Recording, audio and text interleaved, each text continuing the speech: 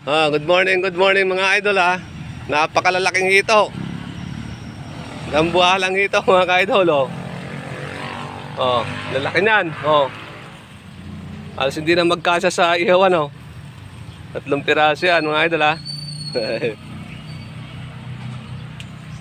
Ganda lang dito. Oh. Ayan. Ayan ang farm mga idol ha. Oh. Ayan ang farm ng mga bugumbilya. Ayan. Along Provincial Road tayo. Ayan.